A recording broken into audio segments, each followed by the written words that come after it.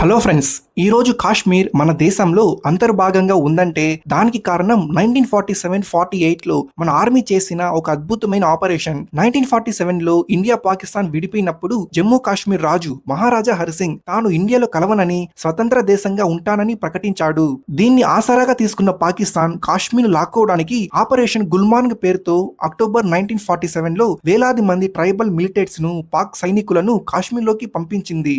వాళ్ళు బారాముల్లా నగరంలోకి చొరబడి దారుణమైన మారణ హోమం సృష్టించారు. వందలాది మంది మహిళలను రేప్ చేసి ఆస్తులు దోచుకుంటూ కాశ్మీర్ రాజధాని అయిన శ్రీనగర్ ని ఆక్రమించడానికి కేవలం కొన్ని గంటల దూరంలో ఆగిపోయారు. గత్యంతరం లేని పరిస్థితిలో మహారాజా హరిసింగ్ ఇండియా హెల్ప్ అడిగాడు. అక్టోబర్ 26న కాశ్మీర్ ని ఇండియాలో కలుపుతూ ఇన్స్ట్రుమెంట్ ఆఫ్ యాక్సెషన్ మీద సంతకం చేశాడు. మరుసటి రోజు ఉదయం అప్పటి హోంమంత్రి సర్దార్ వల్లభాయ్ పటేల్ ఆదేశాలతో ఇండియన్ ఎయిర్ ఫోర్స్ దళాలు శ్రీనగర్ ఎయిర్పోర్ట్ లో దిగాయి. అక్కడ జరిగిన బాగ్దామ్ యుద్ధంలో మేజర్ సోమనాథ్ శర్మ తన దగ్గర కేవలం 50 మంది సైనికులు మాత్రమే ఉన్నప్పటికీ 500 మంది పాక్ మూకలను గంటల తరబడి అడ్డుకున్నాడు. శత్రువులు మోర్టార్ బాంబ్ దాడిలో మేజర్ సోమనాథ్ శర్మ కుడిచేయి విరిగిపోయిన మ్యాగజైన్ లో బుల్లెట్లు నింపుతూ తన సైనికులకు ఇస్తూ చివరికి ఒక బాంబు పేలుడులో తన ప్రాణాలను అర్పించాడు. ఆయన ప్రాణత్యాగం వల్ల ఇండియన్ ఆర్మీకి అదనపు బలగాలు చేరుకోవడానికి టైం దొరికింది. పాక్ మూకలను తరిమి కొట్టి శ్రీనగర్ ను కాపాడారు.